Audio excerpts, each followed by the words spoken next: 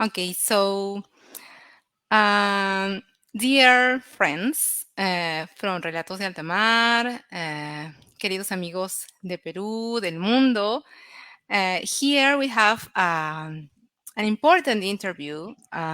We have with us Merle Liivand, who is nominated to the Woman of the Year 2021 for the WONSA, the Open Water Swimming Association. And it is not any, a common nomination. The reason behind this nomination is that she's an ambassador for taking care of the ocean. So that is the name of our interview today, SOS Oceans Ambassador. So Merle is with us to talk about, of course, her career, her achievements, but also to raise awareness of this topic that for us as open water swimming community should be most of the important topics for maybe the people that are not in touch with water, are not familiar with the dolphins. It's different when you see something and you live with that people who don't know have that opportunity. So Merely, with this introduction, thank you very much for accepting this invitation, and you are super welcome to this program, to this interview. Hola a todos, gracias por todo. I little bit know Spanish, but because I love to be really technical with oceans, I prefer going in English. But I want to say thank you and thank you for bringing awareness for open water swimming and for oceans, because this is our feeding ground where we find the best moments in our lives. And it is so, such an honor to be here, and it's such an honor to talk with all of you.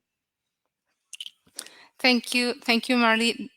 For us, it's like also a privilege and an honor to have you here. We used to do like interviews of women of the world, but in the moment that we are in Peru, because I'm from Peru, and this program it's made from Peru, but we are living in a difficult environmental situation. We have a disaster here. Maybe you have heard of that. Many of you have heard that. I try to spread the SOS awareness everywhere I could. So it's a moment where we realize that how important is this topic, and maybe we didn't. Maybe we think that the ocean is going to be for us at any moment and always, but with this type of situations, sad situations, we realize that it's not that. In fact, suddenly, from one moment to another, we can lose our beaches. We can lose our place where we are happy swimming, and maybe it was in our hands to raise awareness for this, to take care of our oceans. So thank you very much again for being in this program, and let's start. So we have many points in our agenda, so let's start. So Marley, please tell us a little bit of your background. When did you start swimming? How did you get into the water? So I actually have, now when we speak in especially today, it's quite amazing that I started swimming because my lungs collapsed, and I had a huge health problem, and my family doctor came up with the idea that maybe I should try swimming so I can learn how to ventilate my lungs.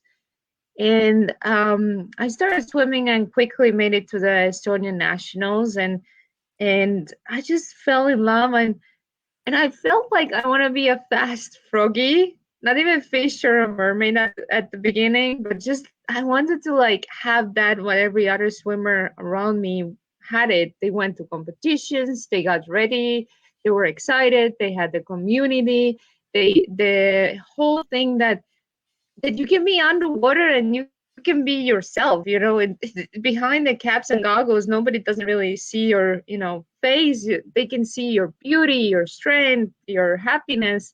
And that's just drawn into me that I want to continue, save my own lungs and be healthy, but b also become a stronger soul through the water. That's very, let's say, comes from something that it's not per se something like a hobby or something that you can maybe enjoy at the beginning, but for a necessity to Hmm. get your health back. So that's also that's something that maybe people who are listen to us and also have some same situation in terms of health issues can also take a look into swimming as a way to get back to the healthy state. So that's interesting. Yeah, and I believe that 9 months when we are on our mother's belly, we develop a best body parts, right? We develop as the best version of ourselves, and I think that's what draws into swimming still today is that you can swim, with the 60-year-old and do training sets and go fast and that's why I'm so excited to always promote swimming and get all my friends, regardless what is their job, to come and discover swimming, and especially come and discover open water swimming. That's great. That's wonderful. And I think that this is like something that we as an upper water swimming in some point want to share, right? Hmm. That's great. So thank you for that introduction. And now let's go into your swimming career. How did you start? Like from that starting point when you are starting trying to get into your health recovery, and then you realize maybe that you are getting better and better in this sport, and then you maybe have into consideration to compete. Yeah, so I kind of quickly developed, and I remember my mom telling me that don't expect that happen rest of your life, right? It's like that every competition you're dropping times, and all of a sudden you get to the podium, and then you get to the first, and then you are first, and then you're 25 meters even ahead of everybody.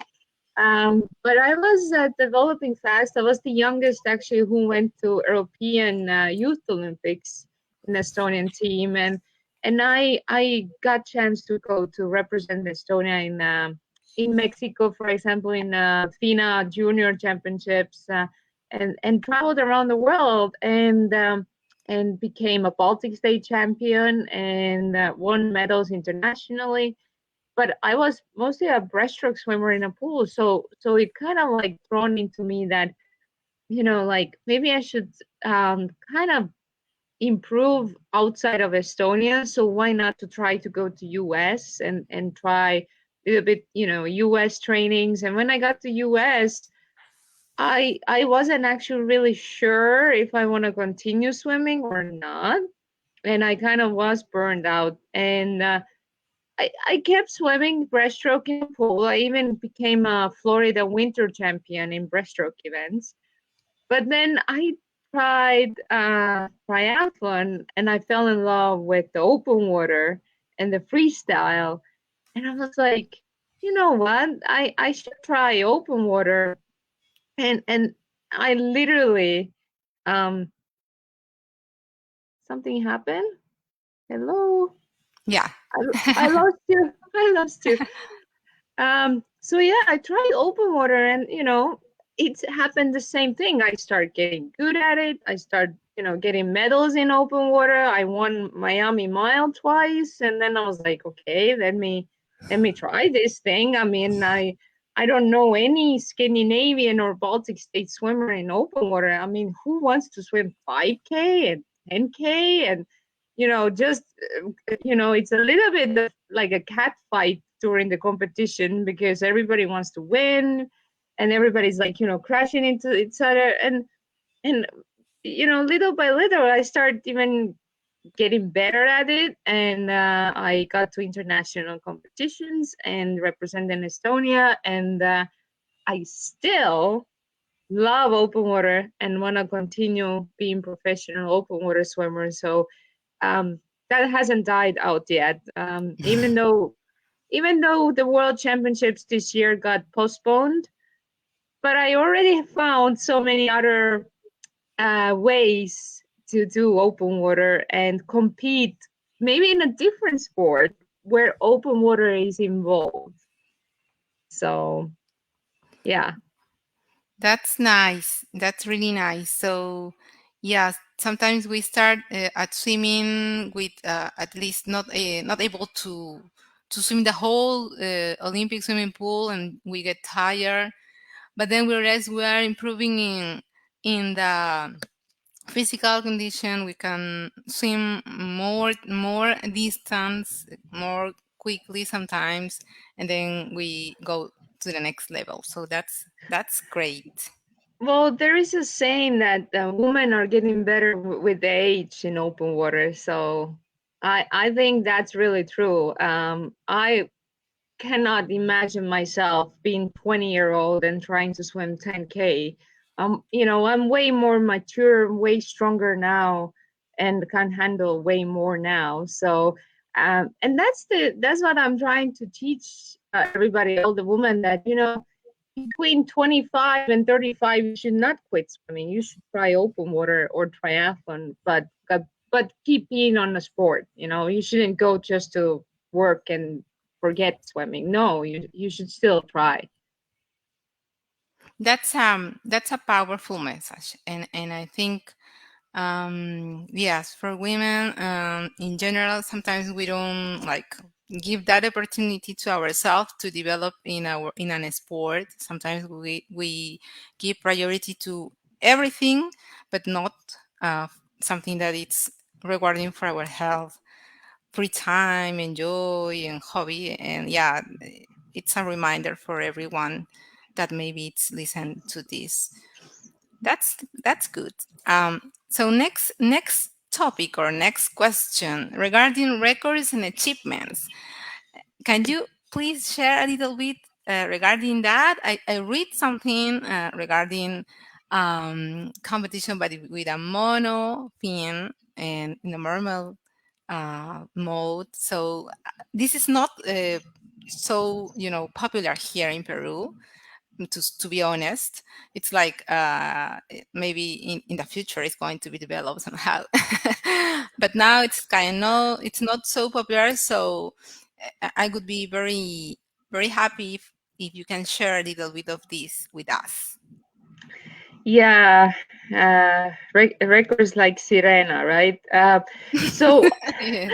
I actually developed, like, I kind of invented this record because I've seen a Finn swimmers who are using monofin. The Ukrainians or people in Russia loves to do that, or in Italy. But I was never really into that sport until I started working with Finnish swimming brand, and then one day they gave me this mermaid fin, and they knew that I'm going to Estonia, and they were asking, would you like to try the mermaid fin in ice cold water? And I was like, sure, why not? Like, I love challenges. I keep bringing them. And I kind of was also into ice swimming that point. So I started swimming with the mermaid fin and kind of like thinking like, oh my god, this mermaid fin is fun. It's not actually easy to swim with the mermaid fin because the flexibility amount, like when you kick it, like goes like that. So it's not like it's getting the perfect butterfly kick. Actually, you're doing double work when you're kicking. And then I I I had this thing that I met Usain Bolt, the fastest man in the world, and his manager knew me as a mermaid because by that time I was doing like kind of trying to get girls and women back to sport with the mermaid teaching, like with the mermaid school. Like it's good for your core, and don't give up swimming and try that.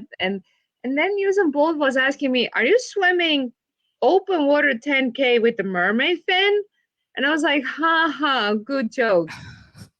But that kind of bothered me. I was like, "Why Usain Bolt? Like how in the world he asked me that?" And I was like, "You know what, Usain Bolt, I'm going to do that. I don't know how and how this gonna look, and should I, do a breaststroke arms when kicking or butterfly arms or what I should be doing, but I'm going to try."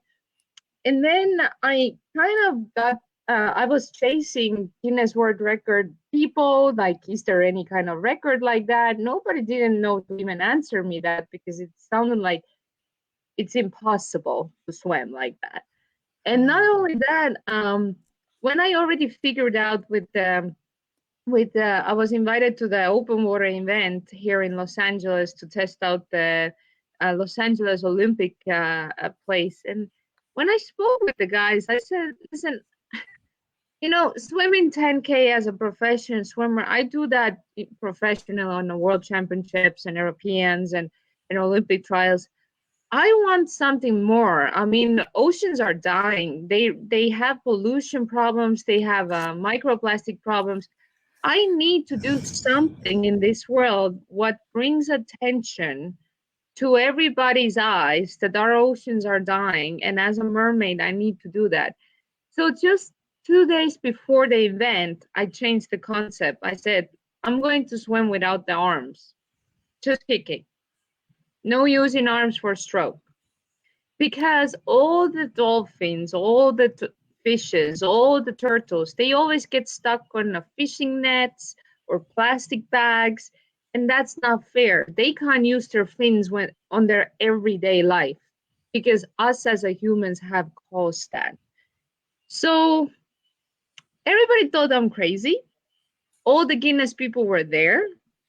They didn't even know when I need to be, feeded, like when I need food or when I need help, but they were there.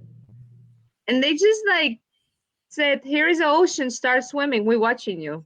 And I finished 10K with 2 hours and 54 minutes. And I knew that this is going to be my career now. And after that came pandemic, and I decided to continue.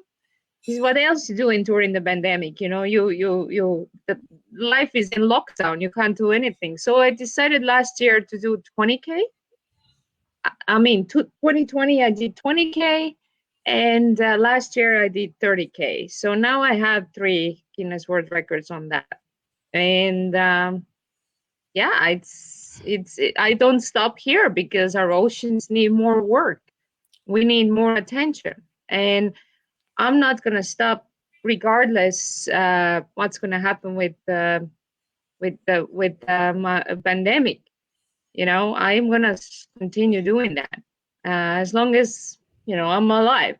So I'm not gonna vote here, but Yes. that's what I feel, that us as athletes, even like participating here for the Woman of the Year, us as athletes, we are the role models. We need to fight where we swim. Because during the pandemic, all the pools were closed. Where we turned? We turned to open water. We turned to the oceans. We turned to the lakes. We were given a chance to continue swimming, and we need to take care of it. So we don't have to lose even that. Yeah, that's true. That's really true, and I echo your message, and I'm really support your message. And I think that if we have no the opportunity to be seen, to be recognized by something, by any capability, by any skill, I would say in a figurative way, power. Let's say, right. So why not use that to bring attention to something, to some situation that needs attention, that urgently needs attention, and also that also it's going to hit us as athletes or as open water swimmer community directly, because if oceans get polluted, we're not going to be able to go swimming. So say goodbye to the ocean, say goodbye to the lakes. So you're going to go back to your pool, your crowded pool, your uh, pools that are being there, but you need to pay for that because it needs maintenance. And we cannot see like dolphins in the pool. We cannot see any life in the pool. So considering that, it's like an obligation, is something mandatory. I could say that it's something mandatory if Hmm. we have the possibility, if we have that attention. So raise awareness. So I would like to thank you for that, Merle. I really appreciate that from my heart. I support that. That is the reason for this interview. With no more planning, but I think that this is something that we need to urgently do.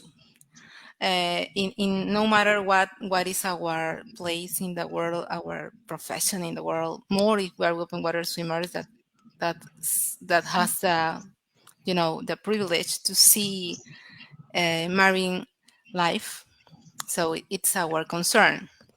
Right. And I mean, we can go to pool, but we're not going to have oxygen because we destroy the ocean. So, really, coaches and people who are working on the pool every day, also they need to wake up and understand that the reason why we're fighting for oceans is bigger so they can have also job and life and food on the table, and it affects so many ways, all of us, that if we don't do anything today, um I'm sorry, we're not going to have a job, we're not going to have a food on the table, we're going to suffer, the society is going to suffer more and more. And another thing, what I discovered with my ocean actions is like not many people understand that, for example, if there is oil pollution, that goes to the air and then rains down somewhere else.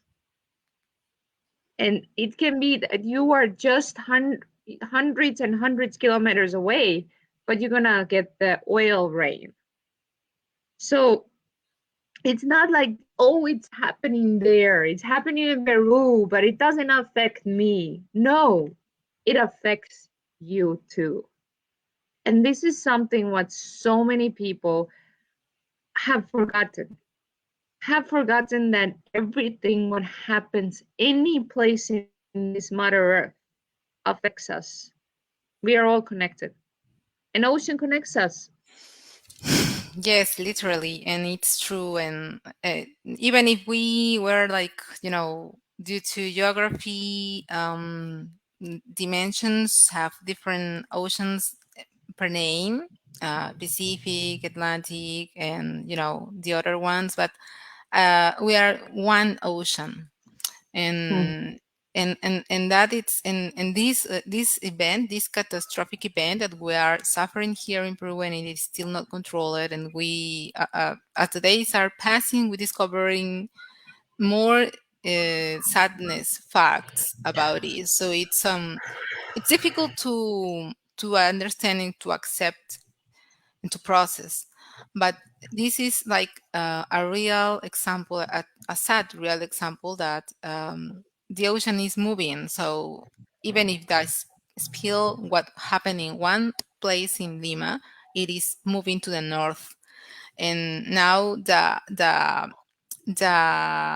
worry is that it's going to be more than that. So Right. and It. I moving heard that. around the whole ocean. So it's like not only it not hurts, it not affects only Peru, but it's to the planet. And that is what concern us. Yeah. So, well, I would also like to thank you because of the worry and the help that you're getting from other nations and institutions.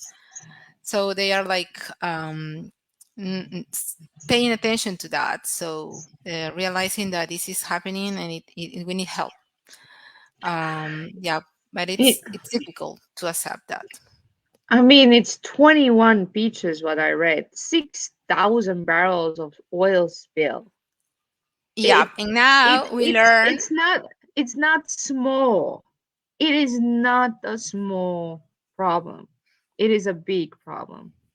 And Peru, I mean, you guys are getting affected because fishermen, and you guys, I love Peru food, and I know how much you guys using fish food there. Yes. It is a it doesn't. The one thing what I feel, what politicians sometimes and people on a high level don't understand, is that if their own people don't have food, their own country gonna suffer. They depend on all levels of their people. And honestly, it wasn't just Peru's fault that happened. It have happened because Mother Earth decided to put the challenge. So I think it's time to listen, Mother Earth. Yes, yes, and it's difficult to accept what is happening, but I also say that we need to learn something from this disaster, and maybe and things can be worse in the future if we don't learn from these difficult situations. So governments, community, you know, all the community, all the world should pay attention to this. Try to change the from where we get energy, the source of energy. Try to change our mind in terms of what we are doing, how we are affecting our planet, and at the end we are doing something that is going to be bad for us. Mhm. Maybe people may think that, okay, I live already, it's not going to be for me, but we have future generations that have the right to see what we already see, that live what we already live, to see the nature that we see, and to have the oxygen in the levels that we enjoy in our moments. So it's a matter of us to reflect on these situations, and as a planet, as a one community, even if we are from different countries, take care of our planet, of our ocean, and environmental in general. So this is regarding ocean advocate part, Merle, and I would also like you to tell me a little bit of your experience on this role. Maybe how you find the ways to rise for this awareness, because you are very resourceful to do that. We need to, right? It's sometimes it is not easy. Sometimes we need to explain why we do this and how we do this, but you are doing a very nice job regarding this role. Well, I just understood that like, for example, I was swimming on practice, and when you find a trash underwater, you're like, oh my god, why is here? So you dive, you take the trash, and then you're like, where am I gonna put it? And then you put it on your suit, and then you keep swimming, and then you find the trash and you put it on your suit. And I discovered I just become a better athlete because I carry so many weights of trash on my suit. So I just become faster and stronger and better. But I also help Mother Earth and little turtles like that. And now, because I have open water club here in Miami with 300 swimmers. Now all my swimmers are doing that. Then I discovered that, you know what? I need like mermaid minions. I need to like educate other people to become like me, not necessarily like me, but like kind of like inspired to do the same thing. So I called up Finese and discovered that they have this mesh bag where we usually hold our equipment, fins and paddles and goggles. And I was like, can I? Can I have a little donation for the mesh bag so I can give to little mermaids who I teach swimming not necessarily on a pool, but also in the ocean. Because I'm really advocate, also I have been advocate 10 years for swimming, but last since 2016 I took the ocean advocation kind of more seriously. And I was like, I got all these mesh bags. I taught kids how to be the mini mermaids. And now, when they go to the beach, they know they can't leave the house without that little mermaid mesh bag. And it's so funny, like, parents call me up and they tell me that, like, I'm really proud of my kid. My kid went up to another adult and called them out, why are you trashing my beach? Why are you trashing my ocean? And it's kind of more cute when a little kid is coming to tell that to the adult. An adult doesn't know what to do because the kid is right. You shouldn't leave the trash behind you. You're adult. You should be the role model, but it's actually, sadly not happening that way. And then that just inspired me to continue doing that around the world. And I have taken, of course, my social media and show it constantly as like, hey, you can have a business call, but with the other hand, you can pick up trash same time. And you can be the role model. Because what I want in this world is not that people look at me, oh, she's the mermaid, she's doing the job. I want to see every single person doing the job because I believe when you do good in this world, the good comes back to you. And sometimes it's really like the feeling like you can have the worst day in the world. You can have the worst news, somebody told you something like negative, something happened. But when you go and you pick up even five things in your own soul and heart, you feel happy because you did something good to this world. And this is something what I want to see in the world. I want to see that happening around.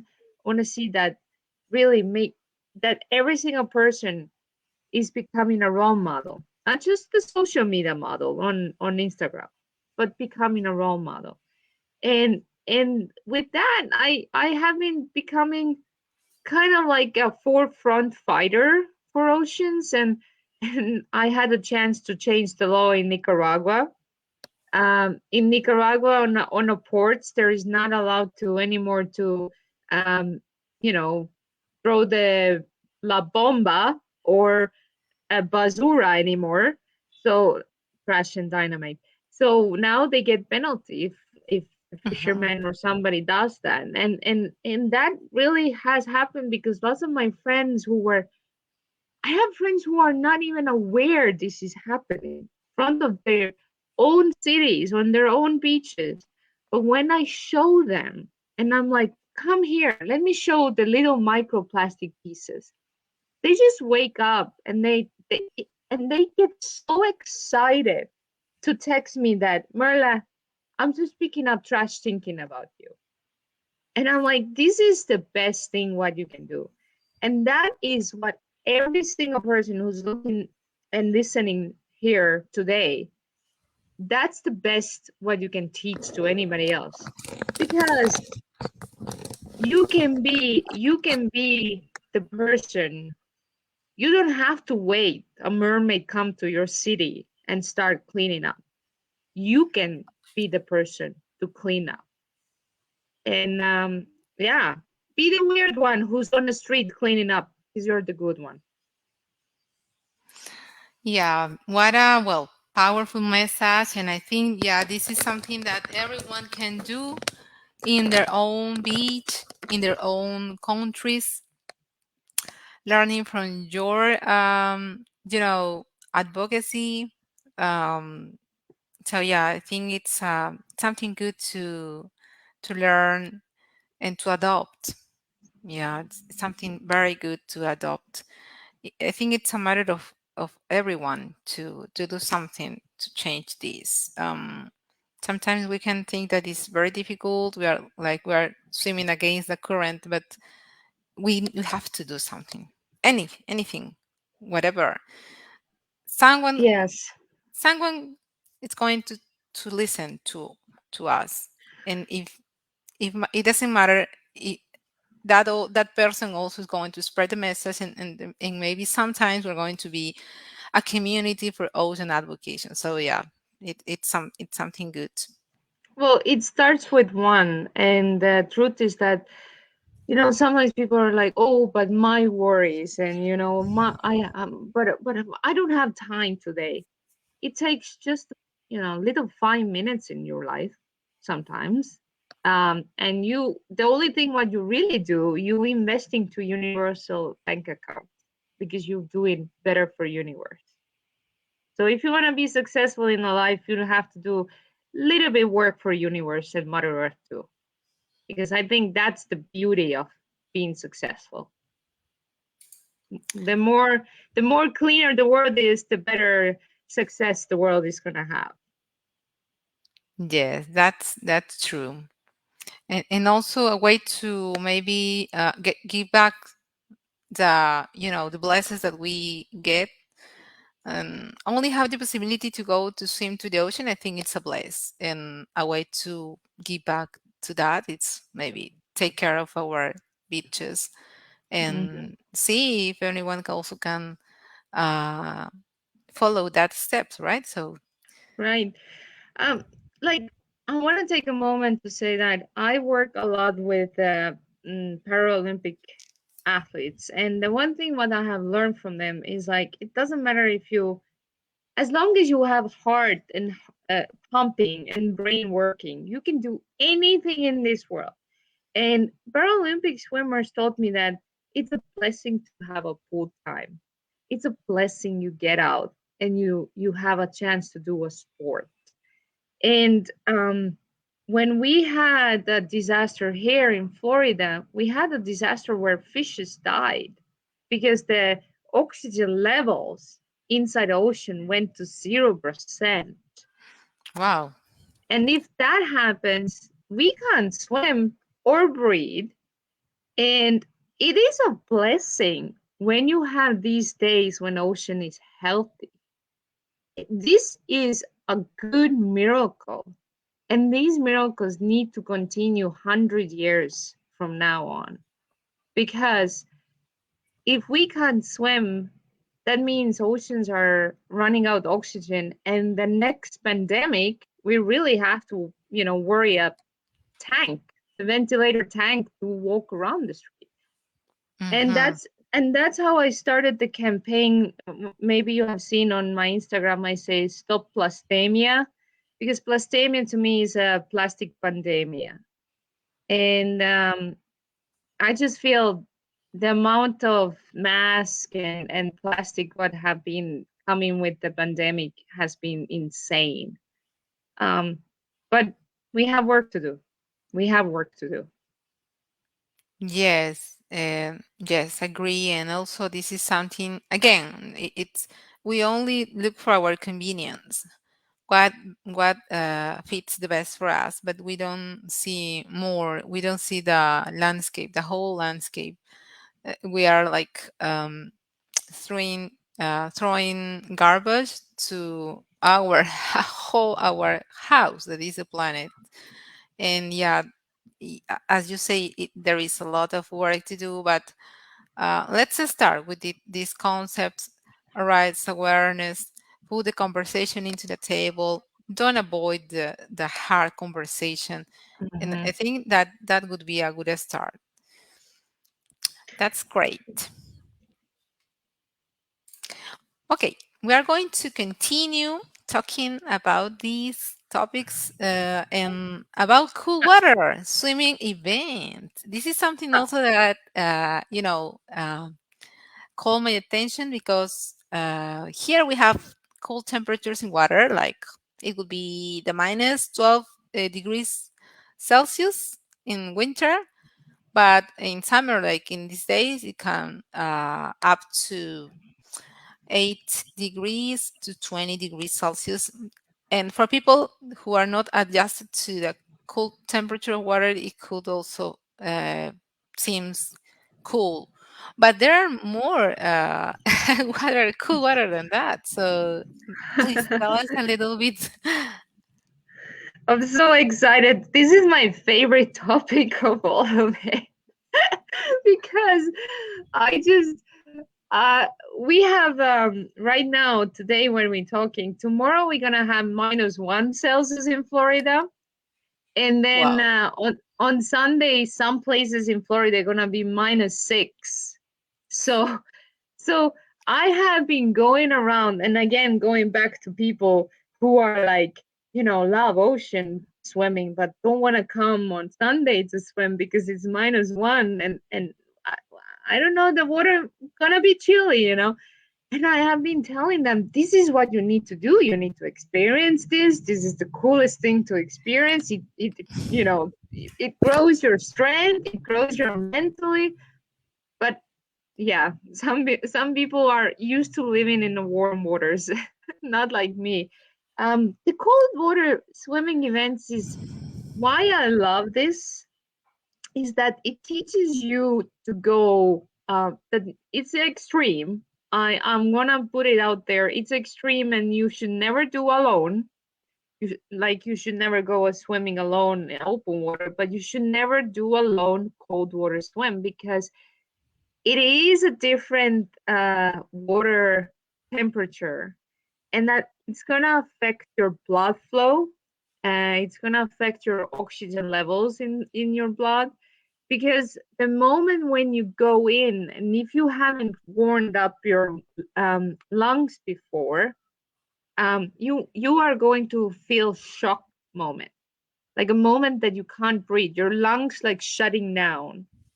And it's so important to do uh, kind of like a warm up. I always say, for warm up, try to do 3 times really deep in and out, and then 15 times really fast breathing.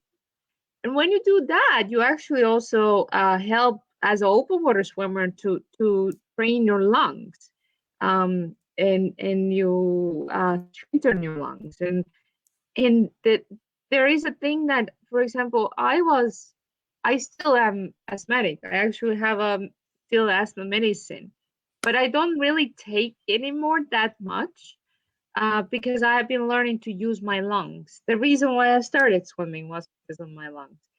And cold water events are becoming more and more popular, because people during the pandemic, for example, started learning about ventilating their lungs, and then going inside of water and feeling like all their body is reactivating, because it's cold. Your body wakes up from that sleep, and the best thing is like to come out after being, maybe couple of minutes maximum in the water, and then for sure you have to keep your toes and your fingers warm, because I actually had an accident. I deep froze all my nerves on my hands for 4 months, but I was 4 hours in the water. So just clarifying, went I went extreme. I needed to film a movie. I told the production team I want to film the movie, and that was my fault. But also, with cold water swimming events, what has happened is like so many people discovered that, when it's not, that you can swim a little bit, um, why not to try maybe a event, because there are world championships in ice swimming. We call them ice swimming, and you can swim 25-meter freestyle. You know, you can swim 25-meter breaststroke. You can swim 25-meter butterfly, or 50, or 100, or even 200.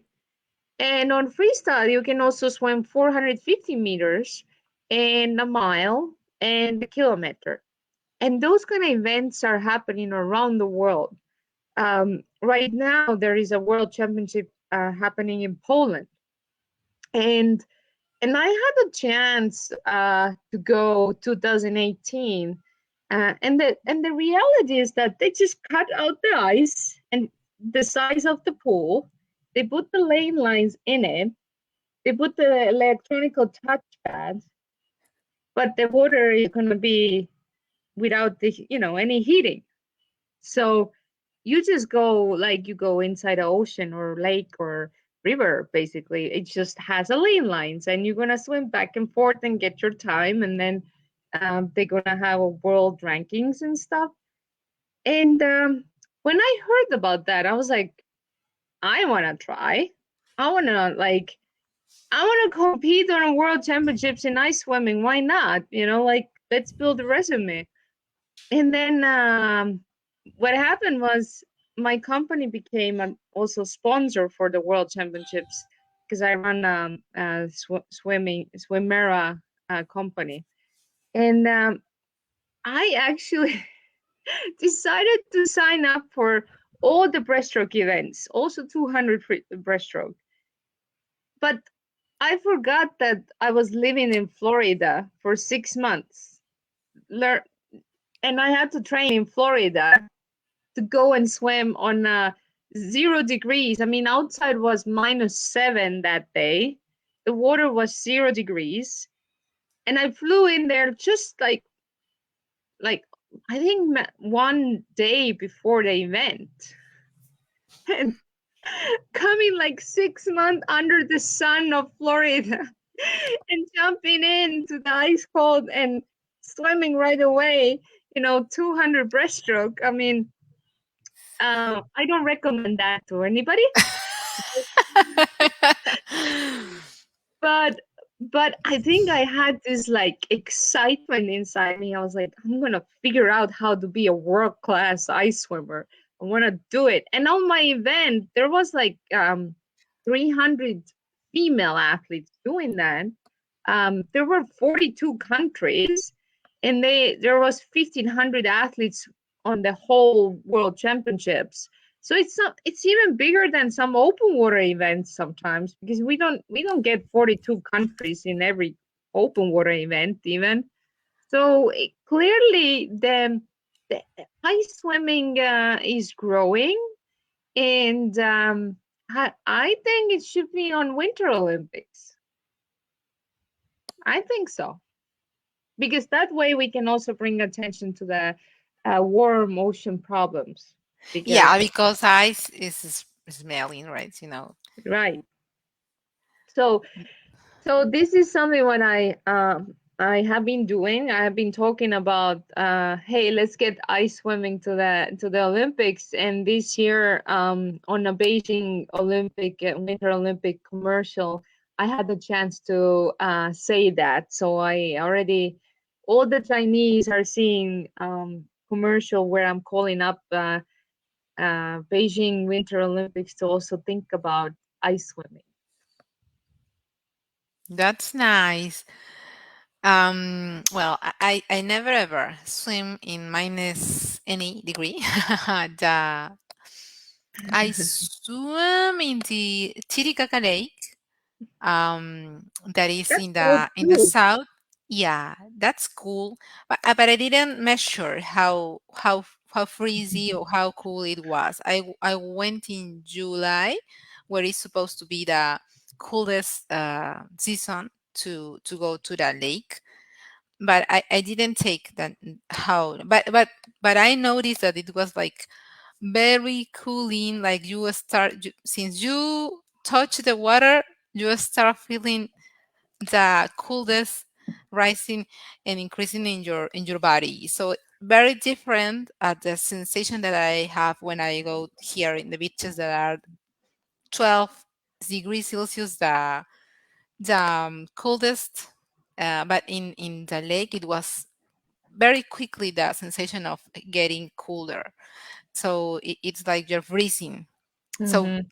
I don't know how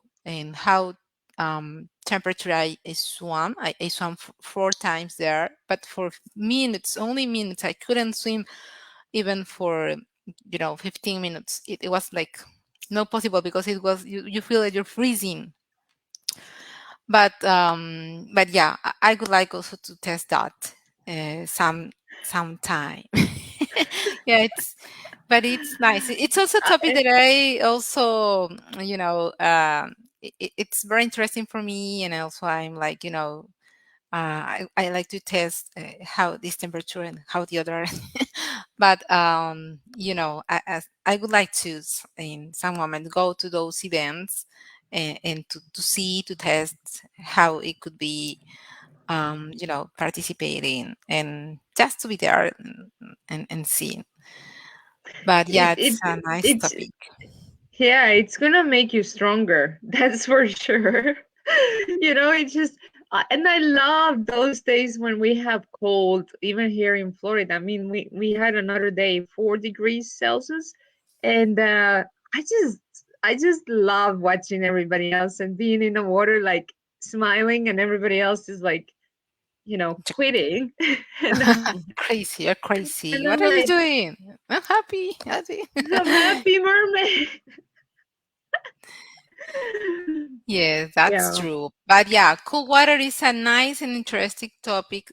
Maybe, well, we will also need to be careful, of course, Mhm. because it's Mhm. not like jumping into something, easy to do. But it's interesting at the same time. So yeah, I think with the caution, being from minus to more, little by little, it could be something really nice to test. Yeah, and I have to clarify, you never go head first in ice cold water. You always go feet first. You like climbing down, just to make sure that, because if you go head first, you might have accidents. So just clarifying for anybody who wants to try here. Yeah, you need to enter little by Slowly, little, right? slowly, slowly. Your body has to a little bit adapt.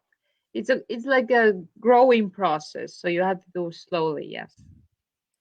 Yeah, that's nice. Well, that's a good advice and clarification, because sometimes it could be like, Yeah, um, you ju- see on a video and you jump. just think, yeah. Yeah, let's jump, and then you have to swim there, and that's it. But yeah, it would need some caution for sure. Okay, let's go to our next topic: marathon events. The ones that take longer than 10K. You already break your record on the Syren swim, that it's 30K now. But what about the marathon events you were able to participate in? And what do you can recommend for people who want to go to this type of events? Yes, I mean, marathon events are interesting in a sense that we sometimes think, oh my God, it's so long, right? But when you're training for that, you realize that, some of the 10K events I've done 1 hour and 47 minutes. Like, you can have a day when you are like so fast that you get done 10K before 2 hours, and you can have a dinner already.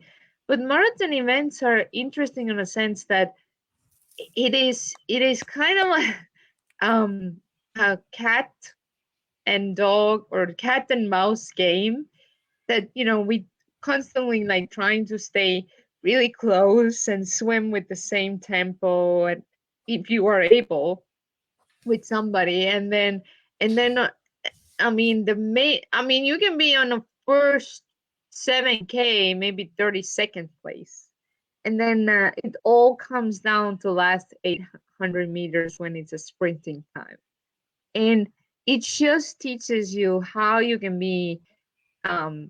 how you can handle a long time pain, and how you can be a patient.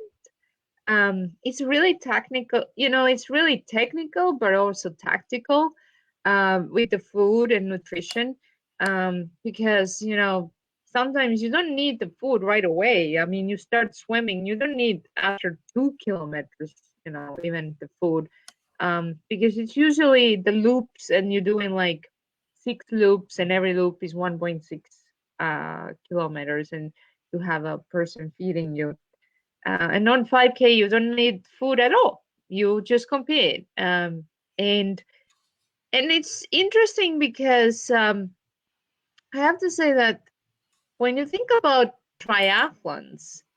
There are lots of countries who are willing to take triathlon events, but I mean, Ironman is 3.8 kilometers swim. It's a little marathon still compared to pool swimming. So and you look how many females are doing marathon swim there, or men. So I feel that we have gone to the spot where we little bit. I think the world is getting tired of seeing the pool swimming. It's mostly the sprints, and they want to have challenges. I mean, on marathon you have to deal with the current, with jellyfishes, with all the obstacles in the world. And the funny is, I mean, the coolest thing is that it's equal to everybody. Not like, Yeah. in a pool you're swimming on an 8 lane line and maybe the roof is different compared to 4th lane line.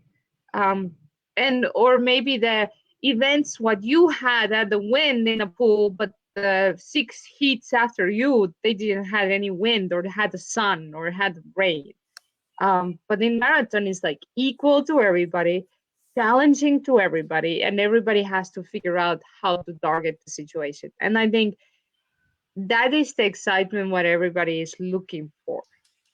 That knowing that you have to have critical thinking right away. I mean, you might be swimming and dolphin goes by. I mean, I swam the world championships in Gwangju in Korea, and I had the flying fish what flies and hits over the Hmm. over the ocean.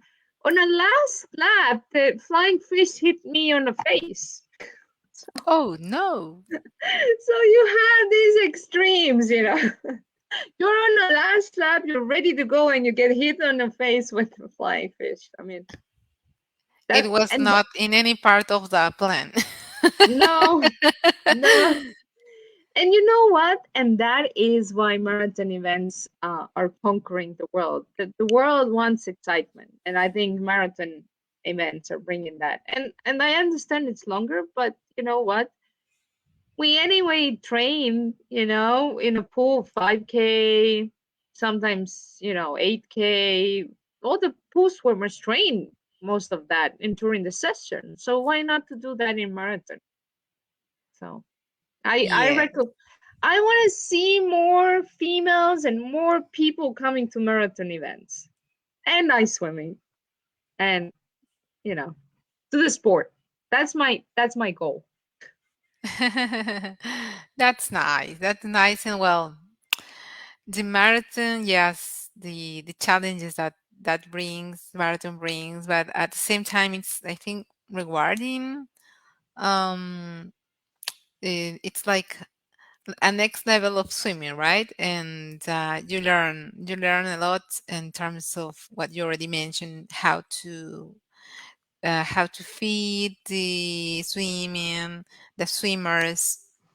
That also you need the company, that should be like security Hmm. are important. But yeah, it's a nice. I think it's a nice part of our sport, open water swimming, whether it is on lagoon, lakes, or the ocean. That's very nice. And also, let's go to our next topic. You were nominated this year for, um, let's say, ones are for the ones that who maybe are not aware of these, but the ones that the World Open Water Swimming Association usually do events to award swimmers from around the world, and there are several reasons why we have these nominees. One nominee this year is Merle. She has the nominee reason. The main nominee reason is because of all the campaign that she did for the oceans. So tell us a little bit of this nomination. How did you get that? That nomination, the news, and also invite our community to go and to support your nomination. Yeah, I just added on the chat the link where people can go and read about it and vote for me. So the Woman of the Year, I had a, I had Olympic trials as well last year, and I was the only one from Scandinavia and Baltics who made it to Olympic trials.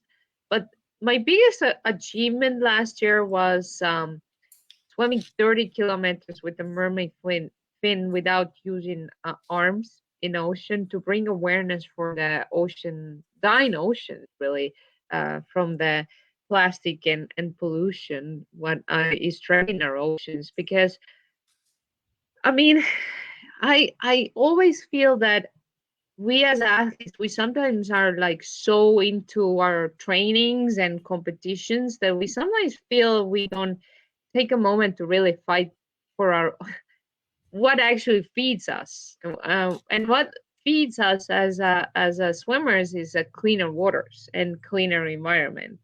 And I wanted I've been passionate of building a sport and really seeing, people fell in love with the water. Is it ice swimming? Is it marathon? Is it pool? Is it mermaid? Is it just, Paralympians discovering the water greatness? But this year, I really wanted to see more athletes also doing the work for our sports, and that's what I want to do if I win as being Woman of the Year. I want to continue the work what I'm already doing, but I want to see more women taking action and really fighting for our sport and fighting for what actually helps us in a sport. And that's in my case is ocean. And I'm really honored to be on the list because there are lots of great swimmers and there are lots of great achievements.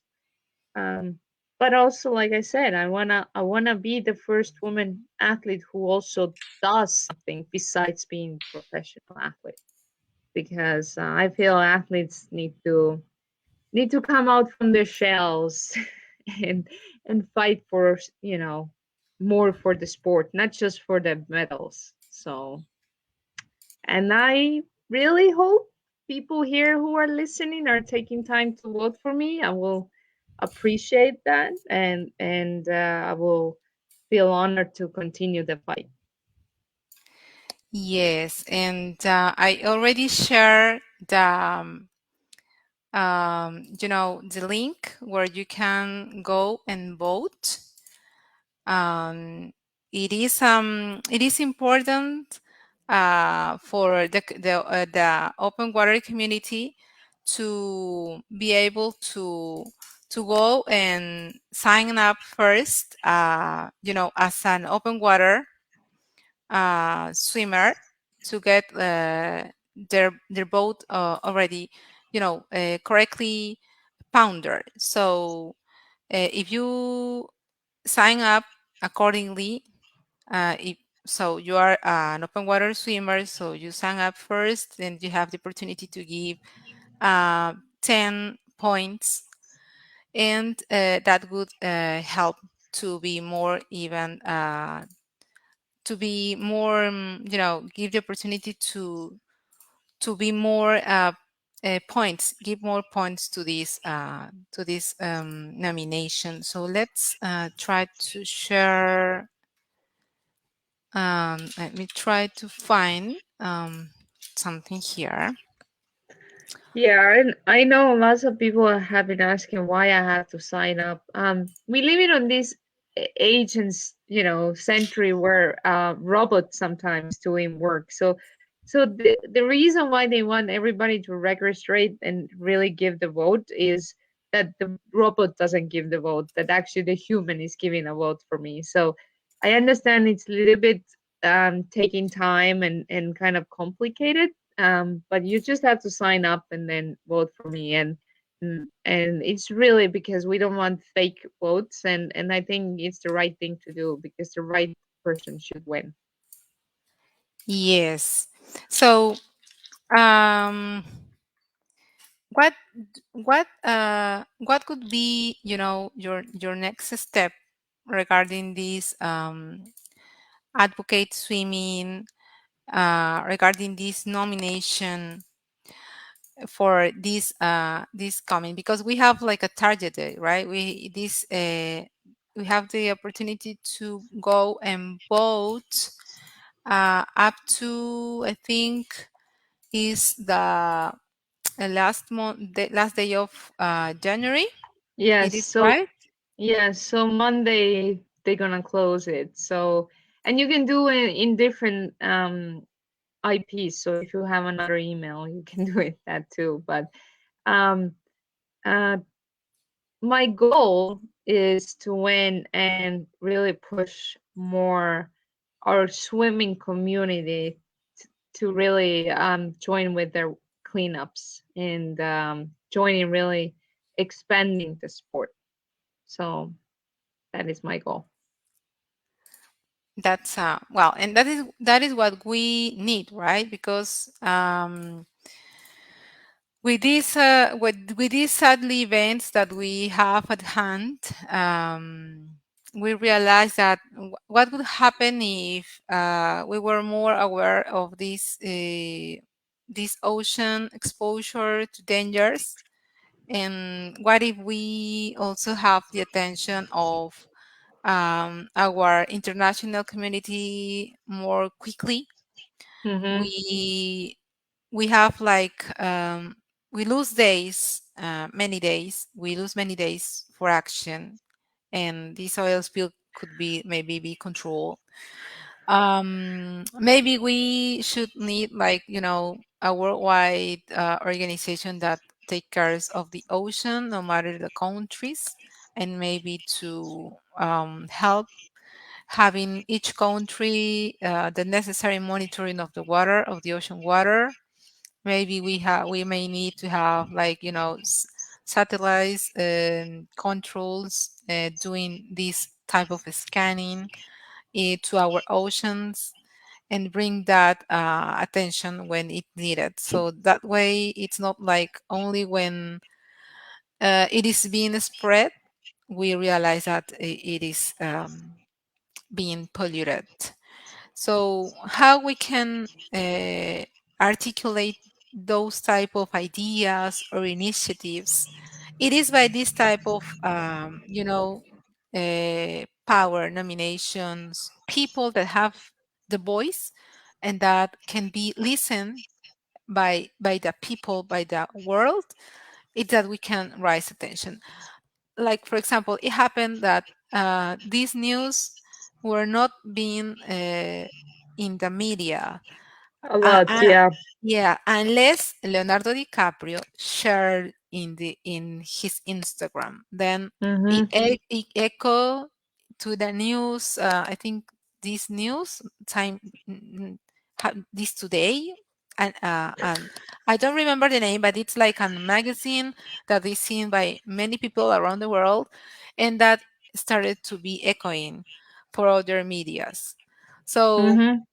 if we can have more people involved in this Souls for the Ocean, in this ocean advocate campaign roles, it could be for the world as a safe way to raise awareness. What happens if the number one swimmer of the world share this news immediately? It's happening, and Right. tag to the institutions that can bring immediate help. The story could be different. The What happened? story, Yeah, yes, the story is going to be different. But have you seen the movie Don't Look Up with Leonardo DiCaprio in it? It's a really good movie in Netflix. And the problem with this is that not many people didn't even understand the movie was making fun of our human behavior. That sometimes there is like a catastrophe happening in the planet, but we are still focused on who's dating who and who's divorcing who, right? And that's what the movie talks about, is how we behave. And I think what happens is in this world is we forget that we have a disaster and we all have already part to do. And that's what I try to do as a swimmer. I try to bring awareness, and sometimes even like, U.S. swimming referee is coming and telling me, I didn't know this happened, or I didn't know there is so much microplastic in the ocean. And it just really tells you that people just are not aware. Mhm. Their behavior is to look who's wearing and what kind of cooler t-shirt, you know, not like what is actually happening besides that. And this is what needs to be talked about. I mean, even I was looking at Estonian media didn't mention anything about oil spill. And I was like, that's not good. Um, because again, when the oil spill happens and the news are waking up weeks later, again, that oil has gone to the atmosphere and probably their oil rain has come down some place in the world. And people are not aware, like, we have so many issues of humans getting more cancer and cancer and cancer, but we don't do anything about it because we are waiting some magical pill to come and kind of help the people on that. But actually, if we save the nature, we will not have so much problem with the cancer. We will not have so much problem with the human development, humans getting sick. And that is what is need to be fixed. And that needs to be fixed for every politicians as well. Because the healthier, people are, the more taxes they're gonna pay and the country gonna be stronger. And it just politicians are not taking time to understand that. And that's really sad because I was reading today on the news how Peru, banned the Spanish company. Let me clarify what was that name. Um, Repsol. Repsol, and that's a Spanish company, and they have work to do. They should be telling all the European countries what's happening in Peru. But that just shows that, human behavior, again, wants to close the eyes and think the world is magical place and everything gonna be beautiful, but no, it's not going to be beautiful because we are not doing enough. And thank God Leonardo DiCaprio, tweeted, but that event happened weeks ago, as I remember. Yeah, days ago from that share, that tweet. Yes, yes. It happened on the 15th, and it is like in the 19 or 18 that he brings awareness, and that then that news become to be more in a trend. Hmm. But the first days, even if the company perfectly know about that disaster, so simply ignore it, and omit give the information to the authorities. And then the government also didn't know how to act. We as a country wasn't prepared for this type of disaster. Never ever in our history go have this type of disaster in the ocean. In the rainforest, in the forest, we have also oil spill, and that is another story history. But in the ocean, we never, and it was like we don't know what to do, to whom reach for help. So it was desperate days, and we still continue in that deep situation, that sad situation. But again, it could be good to have advocacy, ocean ambassadors that has that power to bring to the media immediately attention to this type of sadly situations in whatever part of the world it's happening. Whether this time happened in Peru, but who knows what is going to happen next. So we need to be like prepared and support this type of nominations. That is why I really ask the community to support this nomination, because it's our ocean that is in our hands, and if we can have this ambassador that can bring that message to the world and ask for help when something in the environmental place is not good, so that's for sure is going to help. Mm-hmm. So yeah, Marla, that's my personal opinion, and I also have talked with some friends and of the upper water community, and we try to do some, protest in the ocean, bringing the SOS international message from the community, and well, hopefully we are like getting attention out, but the first days, the first hours could be the best time to catch the oil spill. Sadly, it didn't Yes. happen. Yeah. So And sadly, pretty often the cleanup is even worse for the chemicals what are used to clean up the oil spill. So that's why it's so critical to catch the oil spill as fast as possible, because the longer the disaster is, the worse is the cleanup and the cleanup effect. yes, yes. This is something terrible, and I think any effort that we can do to find again this pandemic, because I consider this as another pandemic, because Mm-hmm. we are like trying to recover from the COVID era, but this is another pandemic that we're walking to that pandemic. The moment that we are starting missing the level of oxygen that we used to use, be adjusted to. So that is something that if you reflect on that, it's Mm-hmm. something real. It's possible. It's not something very far from our reality. So it When would be concern of everyone. Yeah, when I saw last year the fish kill happening, I sadly saw the ventilating tubes inside the ocean pumping oxygen.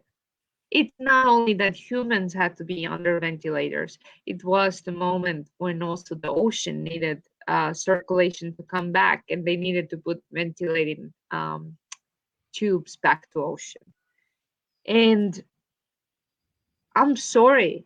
If we are on a point where we have to put ventilating tubes inside the ocean to clean up or to get the oxygen back on, we are walking on a tipping point. And this is not the question of you being on lockdown and sitting on a couch and watching Netflix movies. It's a question of saving the atmosphere, saving the oxygen so you can go to work every day and enjoy your happy life. And that Mhm. is why it's critical.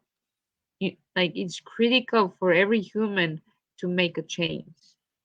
And I'm working on something, but I can't release today.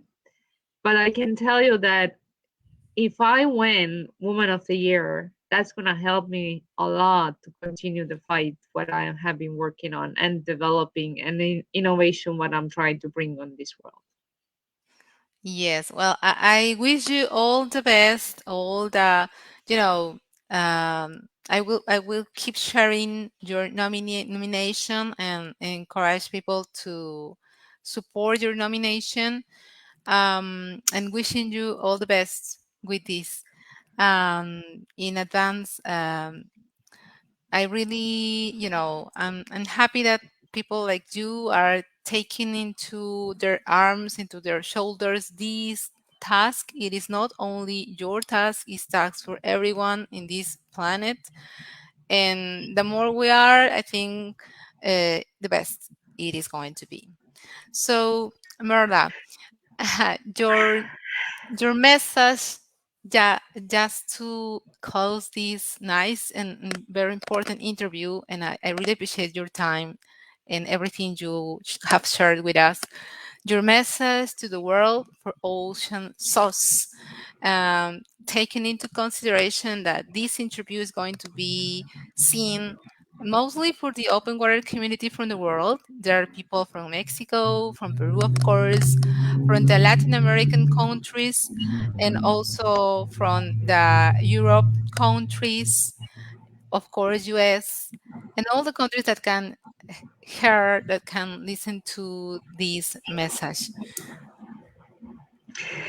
My message to the world is that we need to save oceans today, not tomorrow, because otherwise our own success will be gone. And success, having beautiful oceans, beautiful home, having food on the table, roof on the top, and oxygen to breathe, it's up to all of us. It's up to you, it's up to me, and it's up to all your friends. But you all can be the role model.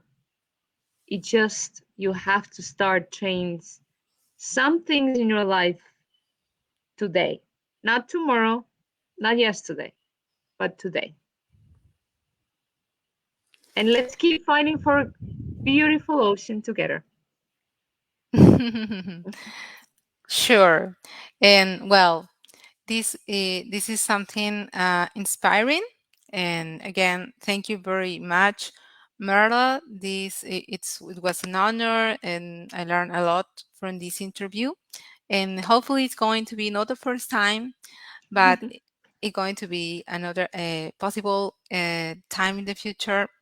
But good luck with this nomination. Please, to all our friends that are seeing this, go go to the link that is in the comment section and provide that vote. That means support to have an advocacy role swimmer that can bring awareness for this important message. So it is going to be, the best way we can support these type of emergency situations that we live day a day, and in not only Peru but in other parts in the world. So thank you, Merla, and well, it was a pleasure for me. Thank you so much. And you are the role model because you're bringing awareness for swimmers that you don't have a place to swim right now. So you are a role model. And thank you for sharing and letting me share the message with you. My pleasure, and let's keep in touch, and also let me know of any of your initiatives that you have, so I can also share here with the community in Peru. And that way, as a community, I think we can do something to change this sad situation, but it's in our hands to do something. Thank you. Gracias a Thank you very todos. much. Muchas gracias a todos nuestros amigos y nos vemos muy pronto en otra entrevista. Thank you very much. Have a good rest of the day. Thank you. Thank you. Bye. Bye.